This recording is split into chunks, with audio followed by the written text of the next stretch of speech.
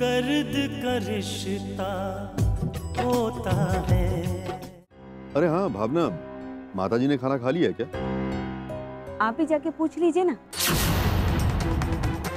कि उन्होंने खाना खाया कि नहीं।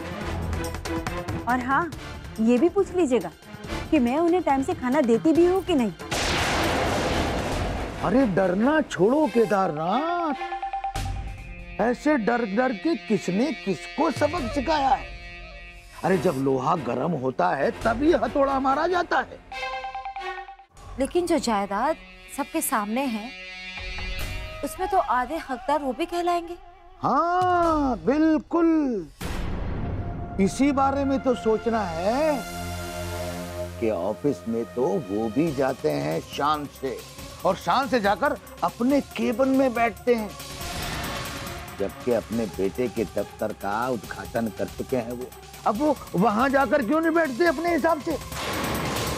उनमें तो इतनी सी भी इंसानियत नहीं है कि बुलाकर कह दे केदार कि दफ्तर तुम संभालो। अब उनसे इंसानियत की उम्मीद भी करना बेकार है भाई साहब। तुम किस इंसानियत के चक्कर में पड़े हो केदारनाथ, किस इंसानियत के चक्कर में? अरे घी कभी सीधी उंगली से निकला है, उंगली को टेढ़ा करना पड़ता है अपने हिसाब से। और ये बात तो जग जाहिर है, जैसे को तैसा। उन्होंने तुम्हारे साथ इतना बड़ा धोखा किया और तुम कुछ भी नहीं कर पाए उनका अपने हिसाब से। करने को तो मैं कुछ भी कर जाऊं भाई साहब, पर सरस्वती मुझे बार बार रोक देती है। क्यों ना रोको? माँ जी की मौत का मामला ही ऐसा है। ये भाई साहब को फंसाने की बात कर रहे हैं। मुझे तो डर लगता है कहीं ये खुद ना फंस जाए इन सब में, इसलिए तो रोकती है। अरे डरना छोड़ो केदारनाथ, ऐसे डर डर के किसने किसको सबक सिखाया है? अरे जब लोहा गर्म होता है तभी हथौड़ा मारा जाता है। साल 2 साल बीत गए तो बात ठंडी पड़ जाएगी। शायद इसीलिए बड़े भाई साहब चुपचाप टाइम पास कर रहे हैं। और इसीलिए तो कहता हूं केदारनाथ कि पहले बात को अच्छी तरह सोचो, समझो और फिर फैसला दो। अरे भाई मेरा क्या है, मैं तो तुम्हारा हमदर्द हूं। ये बेईमानी का खेल मुझसे देखा नहीं जाता अपने हिसाब से। हाँ।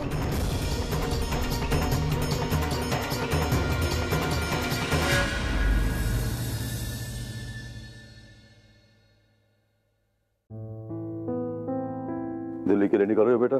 जी पापा, अभी निकलूंगा तो शायद 1-2 बजे तक पहुंच जाऊंगा। अच्छी तरह देख समझ लेना, सुरभि वहां अकेली रहेगी तो उसके रहने का बंदोबस्त भी वैसे ही होना चाहिए। जी। बस इतना ख्याल रहे कि बंदोबस्त किसी अच्छे एरिया में हो।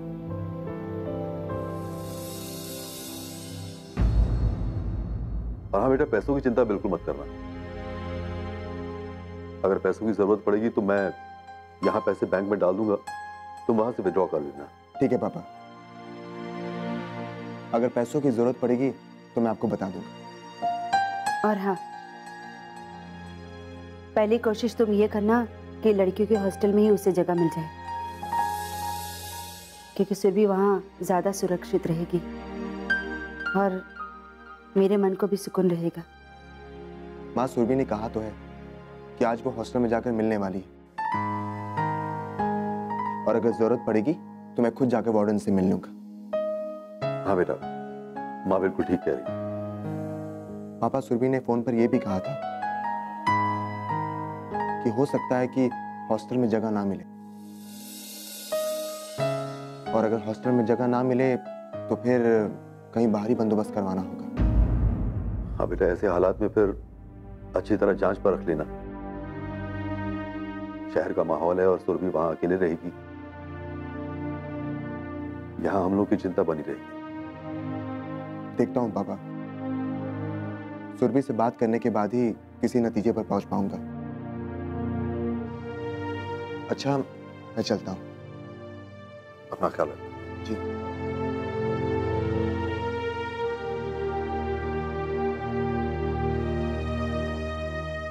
भावना, मैं ये कह रहा था कि अगर हम पहले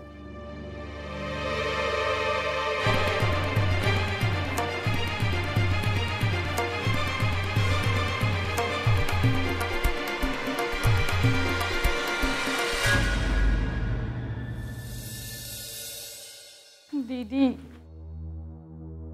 दीदी, मैंने आपको कहा था ना, अब घर में इस बात को लेकर जंग छिड़ने वाली है कि वो पैसे आए कहाँ से। अब इस बात का पता तो वो लोग लगाएंगे ना।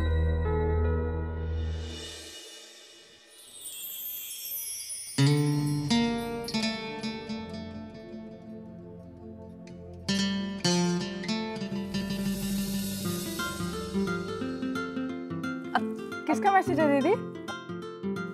वो ओ, तो चंदन महाशय आपसे मिलने के लिए हरिद्वार से दिल्ली आ रहे हैं। वो मुझसे मिलने नहीं आ रहा है, अब वो अपने काम से आ रहा है। हाँ? वो ऐसा नहीं है कि हरिद्वार से दिल्ली मुझसे मिलने के लिए आ जाएगा। लोग तो कुछ भी बहाना बनाते रहते हैं, क्या पता वो आपसे मिलने आ रहा हो और कह दिया हो कि मैं किसी और काम से आ रहा हूँ, है ना? तो मुझे छेड़ना नहीं छोड़ेगी ना? मैं तो सच कह रही हूँ दीदी। और ये सब छोड़िए, जैसे आपको याद है चंदन से वो पहली मुलाकात हरिद्वार में?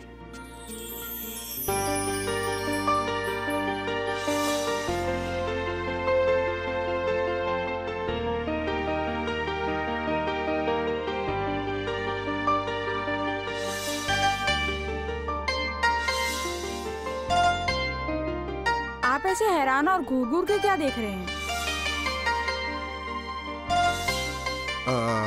वो मुझे लगता है कि मैंने इन्हें पहले कहीं देखा है।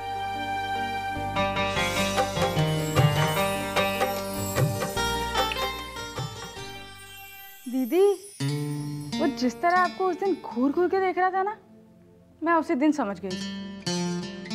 लेकिन मुझे क्या पता था कि दोनों तरफ से मामला बराबर होने वाला है। अब चुप, ऐसा कुछ नहीं है। हाँ, अच्छा, ऐसा कुछ नहीं है। अरे कुछ नहीं है ऐसा। तो फिर ये सिलसिले क्यों? ये मिलना मिलाना क्यों? चुप। अरे तो ना मैं मारने लगी। अब बताओ मैंने गलत क्या कहा है इसमें? अच्छा दीदी, अब बताओ मुझे कि चंदन दिल्ली आया है तो क्या आपको उसे मिलने जाना चाहिए? ज्यादा बात बढ़ानी ना अच्छी बात नहीं है। हाँ, मुझे तो ना मैं रुक।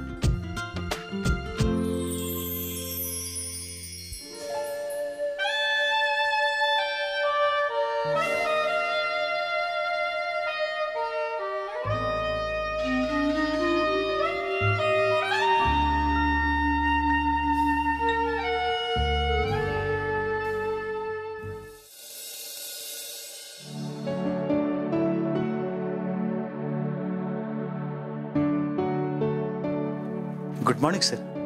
Good morning Gupta ji. गुप्ता जी, आपने अकाउंट्स की सारी डिटेल निकलवा ली है ना? स्टाफ में किस किस के कितने महीने के पेमेंट्स बाकी? जी सर, मैंने पूरी लिस्ट तैयार कर रखी है। गुप्ता जी, ये चेक्स तैयार हो जाने चाहिए और सबके ड्यूज क्लियर हो जाने चाहिए वक्त पर। किसी को इस बात की शिकायत ना हो कि हमने वक्त पर पेमेंट क्लियर नहीं की। जी सर, मैंने कल ही सारे स्टाफ को फोन कर दिया था, अभी सब आ जाएंगे। सर, सारे स्टाफ में इस बात की खुशी है कि हमारा दफ्तर बच गया और दफ्तर आते ही जैसे ही उनके पेमेंट का चेक मिलेगा उनकी खुशी दुगनी हो जाएगी सर। हाँ गुप्ता जी, पहले तो हम मजबूर थे, लेकिन अब हमारे अकाउंट्स में पैसे आ चुके हैं और केदार से भी चेक्स पर साइन करवा लीजिएगा। जी सर। बड़े भाई साहब, अगर केदार ने दस्तखत नहीं किए तो आप उसका क्या कर लेंगे अपने हिसाब से? लेकिन केदार साइन क्यों नहीं करेगा? मेरी सोच तो ये कहती है बड़े भाई साहब कि आप जिस रास्ते पर चलेंगे केदारनाथ उसके विपरीत ही चलेगा। आपकी जबान झूठी करने के लिए अगर वो चेक पे दस्तखत ना करे तो आप उसका क्या बिगाड़ लेंगे बड़े भाई साहब अपने हिसाब से? बोलिए। और उसे तो मालूम है कि आज स्टाफ को पेमेंट देना है, अगर वो दफ्तर ही ना आए तो क्या कर लेंगे बड़े भाई साहब? केदार को तो ऐसी बेवकूफी हरगिज नहीं करनी चाहिए।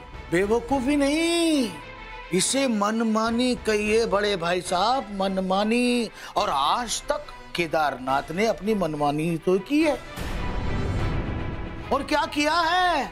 और अगर आज भी वो ये करे तो इसमें हैरानी की कोई बात नहीं है अपने हिसाब से। अगर केदार ने इस मामले में कोई रुकावट खड़ी करने की कोशिश की तो मैं उसे जिंदगी में माफ नहीं करूंगा। मेरा कहने का मतलब ये है कि आप कर भी क्या सकते हैं। अरे भाई, एक साइन आपके लगते हैं तो दूसरे साइन उसके लगते हैं, क्योंकि वो साइन करने की अथॉरिटी भी तो आपने ही दी है ना अपने हिसाब से। बड़े भाई साहब, एक बात बोलनी है भाई साहब। भाई साहब, इस कंपनी के सारे काम काज की अथॉरिटी आप अपने हाथ में ले लीजिए, तभी इस कंपनी को तरक्की मिलेगी अपने हिसाब से।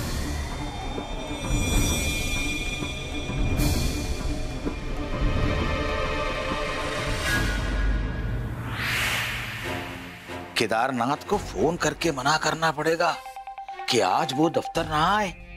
केदारनाथ दफ्तर आने के लिए तैयार हो रहा था।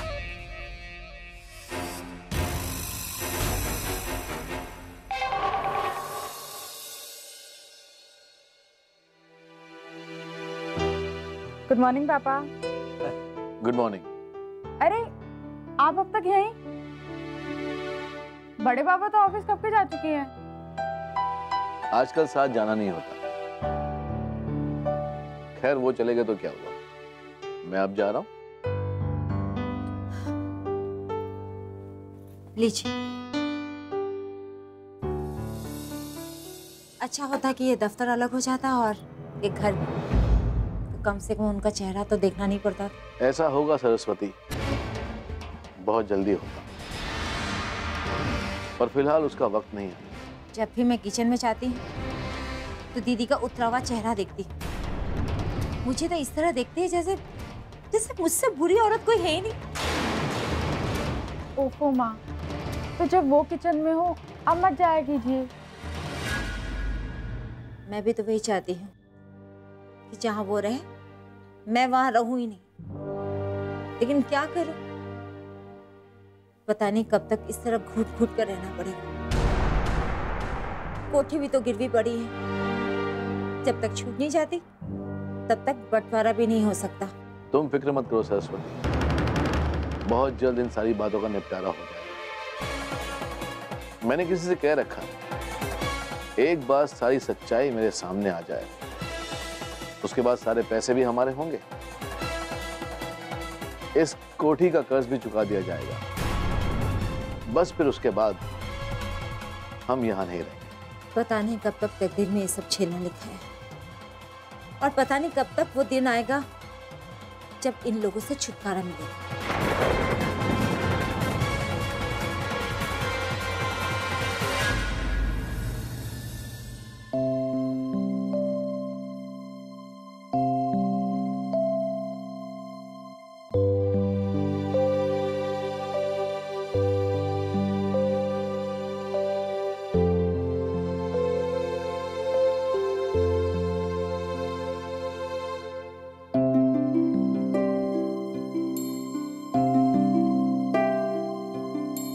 हाय सुरभि। अरे चंदन, तुमने आने में इतनी देरी क्यों कर दी? मैं कब से तुम्हारा इंतजार कर रही थी। सॉरी यार, आने में थोड़ी देर हो गई। क्या हुआ, हॉस्टल वालों ने क्या कहा? हाँ, वार्डन से बात हुई मेरी, कह रही थी कि सारे हॉस्टल्स बुक हो चुके हैं, अब हॉस्टल में भी जगह नहीं मिल सकती। लेकिन अगर हॉस्टल में कमरा नहीं मिलेगा फिर तो प्रॉब्लम हो जाएगी। तुम अकेले कमरा लेकर कैसे रह पाओगी? अकेले भला अच्छा लगेगा? अब पढ़ाई करना है तो समझाता तो करना ही पड़ेगा। लेकिन सुरभि, किराए पर कमरा मिलना इतना आसान भी नहीं है। मैंने पता किया था, यहाँ कुछ ऐसे एरियाज हैं जहाँ पे सिर्फ स्टूडेंट्स ही रहते हैं, और मुखर्जी नगर के एक एजेंट से मेरी बात भी हुई थी। उसे कहा था कि वो मुझे कुछ लड़कियों के साथ शेयर में कमरा दिला सकता है। अच्छा, फिर ठीक है। 2-3 लड़कियां साथ में रहती हैं, मिलजुल कर सारा काम भी कर लेती हैं और पढ़ाई भी हो जाती है। एक साथ रहने के लिए वो लड़कियां होनी भी तो वैसी चाहिए। हाँ, लेकिन अब कर भी क्या सकते हैं? अगर ऐसा है तो हम लोग चलकर उस एजेंट से मिल सकते हैं। उस एजेंट ने मुझे कहा था कि वो मुझे फोन करके बताएगा, लेकिन उसमें 4-6 दिन तो लग जाएंगे। लेकिन सुरभि, 4-6 दिन तक तुम रहोगी कहाँ पे? यही तो समस्या है, यहाँ अपने पहचान का कोई भी नहीं है जो हमारी मदद कर सके। और 4-6 दिन के लिए हरिद्वार जाकर वापस आना भी तो मुश्किल हो जाएगा। ऐसा करते हैं, मेरी एक दोस्त है पूर्णिमा, वो यहाँ दिल्ली की रहने वाली है, उससे चल के मिलते हैं, शायद वो हमारी कुछ मदद कर सके। पूर्णिमा? हाँ चलो। अगर 4-6 दिन की बात है तो सुरभि मेरे घर पे रह सकती है। क्या ये क्या कह रही हो तुम? तुम्हारे घर पे? हाँ, कोई प्रॉब्लम नहीं है। दर्द का रिश्ता होता है।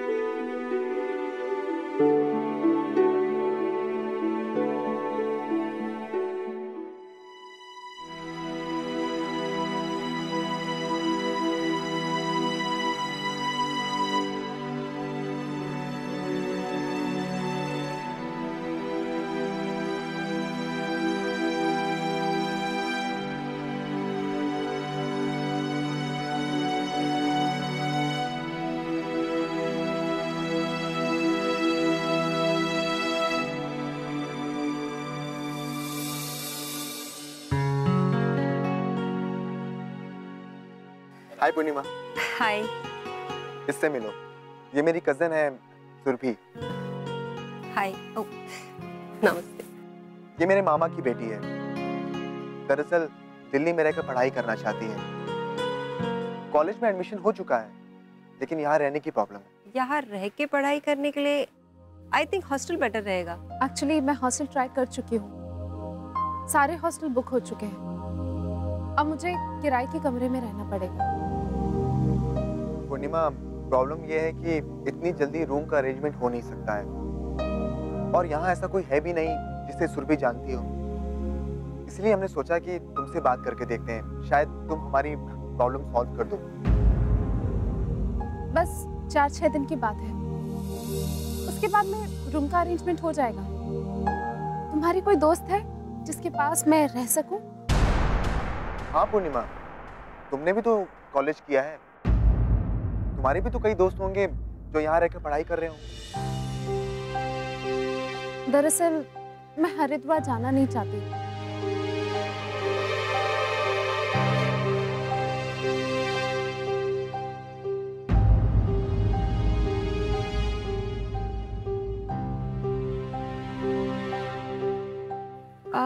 अगर 4-6 दिन की बात है तो सुरभि मेरे घर पे रह सकती है। क्या ये क्या कह रही हो तुम? तुम्हारे घर पे? हाँ, कोई प्रॉब्लम नहीं है। मैं माँ और पापा से भी बात कर लूंगी।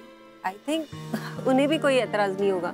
अगर ऐसा हो सकता है तो आई थिंक ये बहुत अच्छी बात है। सुरभि, तुम पूर्णिमा के साथ रहकर दिल्ली के रास्ते भी समझ सकती हो और दिल्ली से वाकिफ भी हो जाओगी। हाँ हाँ, क्यों नहीं। लेकिन भैया, पूर्णिमा के घर वालों को मेरी वजह से कोई प्रॉब्लम नहीं होनी चाहिए। अब इतना सोचेंगी तो कैसे चलेगा। और मुझे लगता है कि तुम्हें मेरे घर पे बहुत अच्छा लगेगा। मेरा परिवार बहुत बड़ा है। सुरभि, किसी नतीजे पर तो पहुंचना ही पड़ेगा, तुम सोच लो।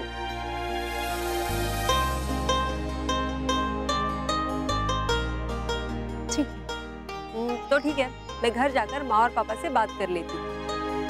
तुम अपना सामान लेकर घर आ जाना। हाँ, लेकिन आने से पहले फोन जरूर करना। ठीक। थैंक्स पूर्णिमा, मुझे पता था कि तुमसे बात कर कर हमारी प्रॉब्लम जरूर सॉल्व हो जाएगी। Thanks for help.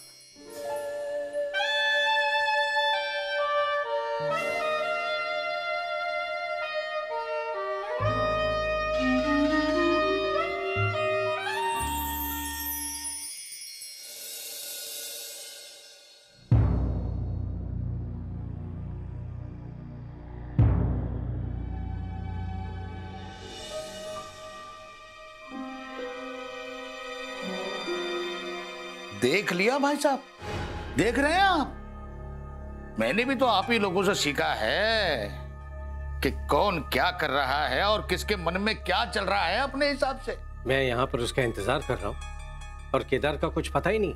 मैंने कहा था ना भाई साहब आपसे कि केदारनाथ आज दफ्तर नहीं आने वाला है। पूरा स्टाफ बैठा हुआ है और इस इंतजार में बैठा है कि गुप्ता जी अभी अभी उन्हें चेक देंगे अपने हिसाब से। मैंने तो चेक्स पर साइन कर दिए। क्या फायदा भाई साहब, और वो चेक किस काम के? आपने तो दस्तखत कर दिए, अब जब तक केदारनाथ उस पर दस्तखत नहीं करेगा वो चेक बेकार हैं। और आपके साइन किए हुए सारे चेक ऐसे ही रखे जाएंगे जब तक उस पर केदारनाथ साइन नहीं करेगा। क्या भाई साहब, क्या पूरा स्टाफ आज फिर ऐसे ही अपने घर वापस जाएगा, ये सोचते हुए कि आप कितने मजबूर हैं, या फिर ये सोचते हुए कि आपकी बात का कोई मतलब ही नहीं है, कोई महत्व ही नहीं है? और स्टाफ वाले तो ये सोचेंगे कि आप कहते हैं लेकिन चेक देते नहीं हैं, या फिर आज ये कहते हुए जाएंगे कि अच्छा बहाना था, छोटे साहब ऑफिस नहीं आए तो चेक नहीं मिला। अरे अरे क्या कर रहे हैं भाई साहब? अरे रुकिए रुकिए रुकिए। तुमने बिल्कुल सही कहा है, क्या कुछ और नहीं, मुझे शर्मिंदा करने की चाल है। बिल्कुल सही कहा बड़े भैया आपने। दर्द का रिश्ता होता है। फोन काटिए ना, अरे काटिए फोन। बड़े बुजुर्गों ने कहा है कि कोई भी काम गुस्से में नहीं करने चाहिए, अपने हिसाब से। शांति रखिए, शांति रखिए। ये सही बात है भाई साहब कि आप गुस्से से कोई भी काम नहीं बना सकते, क्योंकि आपके हाथ दबे हुए हैं अपने हिसाब से। वो कहावत तो सुनी होगी भाई साहब आपने कि दूध का जला छाछ भी फूंक फूंक कर पीता है। आपको अपने आप को शांत रखना होगा। मैंने खुद को शांत रखा हुआ है बाकी, और मैंने खुद को कैसे संभाला हुआ ये मैं अच्छी तरह से जानता हूँ। वो तो देख रहा हूँ भाई साहब। धोखा भी मैं खाऊं, समझौता भी मैं करूं, स्टाफ को पेमेंट देने की बात है बाकी। तुमने बिल्कुल सही कहा है, क्या कुछ और नहीं, मुझे शर्मिंदा करने की चाल है। बिल्कुल सही कहा बड़े भैया आपने। ये बात आप समझ रहे हैं, मैं भी समझ रहा हूँ। ये बात कोई कहने की तो नहीं है, लेकिन एक काम करिए भाई साहब, थोड़ी देर और इंतजार कर लीजिए। हो सकता है केदारनाथ का मन बदल जाए और वो शाम तक आ जाए। अगर वो आ गया तो ठीक, नहीं तो घर जाकर उससे बात कर लीजिएगा अपने हिसाब से।